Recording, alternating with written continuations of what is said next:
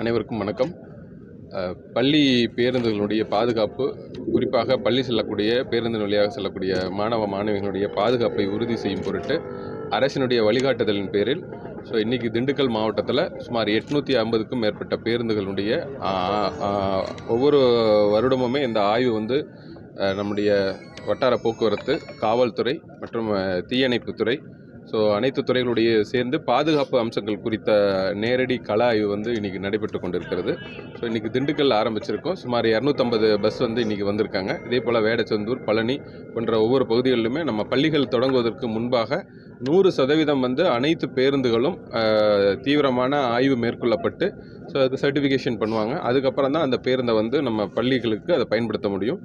குறிப்பாக இதில் 16 வகையான அம்சங்கள், பாதுகாப்பு அம்சங்கள், அது நம்முடைய முதலுதவி பெட்டியாக இருந்தாலும் சரி, front and back camera, emergency exit, முக்கியமானது இந்த ஃபுட்போர்டு அண்ட் பிளாட்ஃபார்ம். உங்களுக்கு தெரியும், பள்ளி மாணவ மாணவிகள் சின்ன குழந்தைங்க பேருந்து ஏறும்போது அவங்க எளிதில் பேருந்துக்குள்ளார ஏறுற மாதிரி பிளாட்ஃபார்ம் நம்ம நார்மலாக இருக்கிறத விட குறைச்சி ஒரு 725 சென்டிமீட்டர் ஹைட்டில் இருக்கிற மாதிரி அதை வடிவமைச்சிருக்காங்க.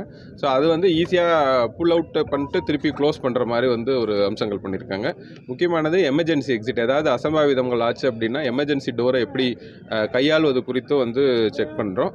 அது கூட சேர்த்து ஏதாவது ஒரு தீ தடுப்பு வந்துச்சுனாலும், சப்போஸ் சின்ன ஒரு ஃபயர் இன்ஜின்லேயோ இல்லை ஏதாவது ஒரு ஃபயர் வந்தாலும் அதை எப்படி கையாளணும் அப்படிங்கிறது அந்த பள்ளி பேருந்துகளை இயக்கக்கூடிய ஓட்டுநர்களுக்கும் அந்த பயிற்சி கொடுத்துருக்கோம்.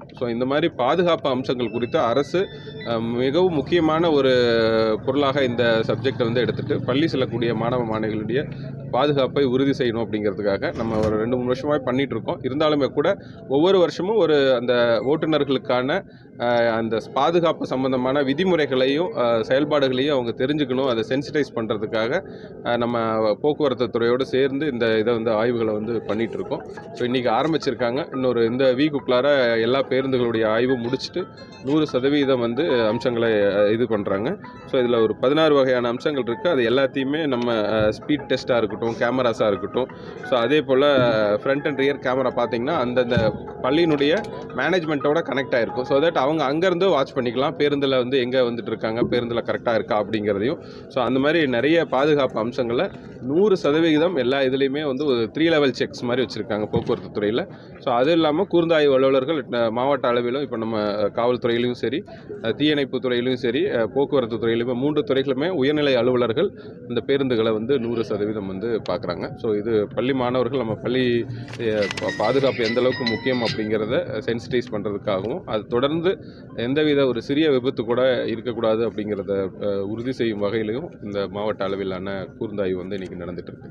Thank you sir. இப்போ ஆய்வு பண்ணீங்க, ஆய்வின் போது இந்த ஏர்காரன் இருக்கா, அதே மாதிரி பிரேக்கு உள்ள நீங்கள் எப்படி சார்? இல்லை, நம்ம இப்போ நம்ம ரேண்டமாக நம்ம ஒரு வண்டி செக் பண்ணுறோம். பட் நம்ம அலுவலர்கள்கிட்ட என்ன சொல்லியிருக்கோம்னா, இந்த மாதிரி ரேண்டமாக பார்க்காம 100% ஒவ்வொரு வண்டியுமே இந்த 16 வகையான அம்சங்கள் இருக்கா அப்படிங்கிறத பார்க்க சொல்லியிருக்கோம். அவங்களே ஆப்ரேட் பண்ணி பாருங்கள். இப்போ நம்ம ஃபுட்போர்டாக இருக்கட்டும், எமர்ஜென்சி டோரெல்லாம் நீங்களே ஓப்பன் பண்ணி எல்லா பேருந்துகள்லையுமே செக் பண்ணுங்கள் அப்படிங்கிறத சொல்லியிருக்கோம். அதே போல் ஸ்பீட் கவர்னர் அப்படிங்கிறது நம்ம ஒரு 4-5 வருஷமாகவே அதை இன்சிஸ்ட் பண்ணிகிட்டு இருக்கோம். அதையும் இப்போ ப்ராப்பராக இருக்கா அப்படிங்கிறது. முக்கியமானது cameras. Front and rear cameras. ஏன்னா சில நேரங்களில் குழந்தைங்க பஸ்ஸுக்கு பின்னாடி விளையாண்டுருப்பாங்க. பஸ்ஸு ஏறும்போது உள்ள படியில் ஏறிட்டு திருப்பியும் ரிட்டர்ன் வரதுக்கான வாய்ப்புகள் இருக்குது. அந்த மாதிரி ஓட்டுநர்கள்கிட்டையும் அதை நான் சென்சிடைஸ் பண்ணியிருக்கோம். பட் இது ஒரு தொடர்ந்து நம்ம இன்சிஸ்ட் பண்ணிக்கிட்டே இருக்கணும். உங்களுக்கு தெரியும், இது ஒரு முறை சொல்கிறதுனால இதாகாது. பட் இருந்தாலும் கண்டினியூஸ் எஃபர்ட்ஸ் தேவை. நம்ம 4-5 வருஷமாகவே நம்ம மாவட்டத்திலேயே எந்த அசம்பாவிதம் இல்லாமல் இன்ஷூர் பண்ணுறோம். இந்த வருஷமும் பள்ளி மாணவர்கள் தொடர்பான, பள்ளி பேருந்துகள் தொடர்பான எந்த ஒரு சிறிய விபத்தோ அசம்பாவிதமோ நடக்கக்கூடாது அப்படிங்கிற அடிப்படையில் இன்றைக்கி செக் பண்ணிகிட்டு இருக்காங்க. 100% செக் பண்ண சொல்லியிருக்கோம். அதே போல் பேருந்து ஓட்டுநர்களுக்கும் இது கொடுத்துருக்கோம். அவங்க கூட இருக்கிற அட்டண்டர்ஸ்க்கும் அந்த பயிற்சியை கொடுக்கணும் அப்படிங்கிறத சொல்லியிருக்கோம். இல்லை, ஆனுவல் இன்ஸ்பெக்ஷன்ஸ் தான். நம்ம ஒவ்வொரு வருஷத்துக்கும் ஒரு தடவை கம்பல்சரியாக பள்ளி பேருந்துகள் பண்ணணும் அப்படிங்கிறது விதிமுறை. அந்த அரசினுடைய விதிமுறைகளின்படி இன்றைக்கி நடந்துகிட்ருக்கு. அதை டீட்டெயிலாக செக் பண்ணுறாங்க. இப்போ மெயினாக இப்போ அவங்க வட்டார போக்குவரத்தில் சொல்கிறது என்னென்னா, பழைய பேருந்துகளில் ஒரு 10% பேருந்துகள் இருக்குங்கிறாங்க. அதில் கூடுதல் கவனம் செலுத்தி அந்த பேருந்தினுடைய பாதுகாப்பு அம்சங்களை டீட்டெயில்டாக செக் பண்ணுங்கன்னு சொல்லியிருக்கோம். புதிய பேருந்துகள் ஒவ்வொரு வருடமுமே அதை இன்ஸ்பெக்ஷன் பார்த்தாலுமே கூட மேண்டேட்ரி செக்ஸ் ப்ராப்பராக இருக்காங்கிறத பார்க்க சொல்லியிருக்கோம். பழைய பேருந்துகளில் கொஞ்சம் கூடுதல் கவனம் செலுத்தி இன்னொரு 10% பேருந்துகள் பழைய ஏஜ் 10 இயர்ஸ் அந்த மாதிரி பழைய பேருந்துகள் இருக்குன்னு சொல்லியிருக்காங்க. அதை இன்னும் கொஞ்சம் கூர்ந்தாய்வு பண்ண சொல்லியிருக்கோம். மேபி இன்னொரு 1 or 2 இயர்ஸில் அந்த பேருந்துகள் எல்லாம் நம்ம ரீப்ளேஸ் பண்ணிட்டோம்னா எல்லாமே புதிய பேருந்துகள் நம்ம மேண்டேட்ரி செக்ஸ் பண்ணுறதுக்கு மட்டும் எளிமையாக இருக்கும். தேங்க்யூ. சார் நீங்க இப்போ பார்த்தீங்க பஸ்கள்ல எல்லாம் இது இல்லாமல் நீங்கள் ஸ்பெஷலாக பார்த்த என்ன சார்? இல்லை நான் ஒரு ஓட்டுநராக சீட்டில் உட்காந்து செக் பண்ணும்போதும் சரி, ஒரு குழந்தையோட பேரண்ட்டாகவும் பார்க்குறது என்ன அப்படின்னா, அந்த குழந்தைகளுடைய மனநிலை பஸ்ஸு ஏறும்போது இறங்கும் போது அது 2 தான் மேஜர். அதுக்கப்புறம் அந்த பிளாட்ஃபார்ம். ஸோ இந்த 3 இடங்கள் தான் நம்ம இதுவாக இருக்கும். ஸ்டியரிங்கு மற்றதெல்லாம் அவங்க டெக்னிக்கல் பர்சன்ஸ் செக் பண்ணுவாங்க. பட் நம்ம வட்டார போக்குவரத்தில் சொன்ன மாதிரி 90% பேருந்துகள் எல்லாமே புதிய பேருந்துகள், லேட்டஸ்ட் மாடல். ஸோ அதனால் டெக்னாலஜிக்கலாகவும் அதை யூஸ் பண்ணுறதுக்கு ரொம்ப எளிமையாக இருக்குது. ஓட்டுநர்களும் இப்போ அவங்களோட கலந்துரையாடும் போது பார்த்தோம் அப்படின்னா எல்லாருமே எக்ஸ்பீரியன்ஸ்டு தான் இருக்காங்க. ஸோ எல்லாருமே ஒரு 10-15 வருஷம் எக்ஸ்பீரியன்ஸ்டு இந்த ஹெவி வெஹிக்கிளில் நல்லா எக்ஸ்பீரியன்ஸாக இருக்காங்க. கூடுதலாக குழந்தைகள் இருக்கும்போது இன்னும் கொஞ்சம் பொறுமையாக குழந்தைங்களோட எப்படி அவங்க இன்ட்ராக்ட் பண்ணி அவங்க சேஃப்டி என்ஷூர் பண்ணுங்கிறதையும் சொல்லியிருக்கோம்.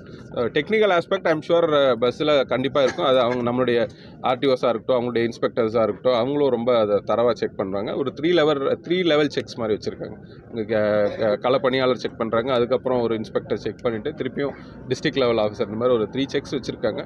But more than technical continuous awareness கொடுக்கணும் அப்படிங்கிறத சொல்லியிருக்கோம். சார் இப்போ ஜிபிஎஸ் கருவி எல்லா பேருந்துகளையும் பொறுத்திருக்காங்களா சார்? ஏன்னா விலை கூடன்னு சொல்லிட்டு இருக்காங்க. இல்லை, ஜிபிஎஸ் நம்ம இதில் நம்ம ஸ்பீட் கவர்னர் மட்டும்தான் இதில் இன்சிஸ்ட் பண்ணுறோம். அது சாதாரண பேருந்துகளில் தான் இருக்குது. அதுலேயும் ஒன்றும் இஷ்யூஸ் எதுவும் இல்லை. இப்போ நம்ம ஆர்டிஓ கிட்ட கேட்கும்போது கூட நம்ம மாவட்டத்தில் எங்கே ஸ்டேட்லேயுமே அது ஒன்றும் பெரிய இஷ்யூவாக இல்லை அப்படின்னு சொல்லிட்டு சில இடங்களில் ரைஸ் பண்ணது மட்டும் தே ஹேவ் அட்ரஸ்ட். இங்கே நம்ம மாவட்டத்தில் இந்த மாதிரி எந்த ஒரு கம்ப்ளைண்ட்டோ எந்த இஷ்யூஸும் இல்லை. ஸோ இன்றைக்கி மெயினாக நம்ம பள்ளி பேருந்துகளை தான் ஃபோக்கஸ் பண்ணுவோம். தேங்க்யூ.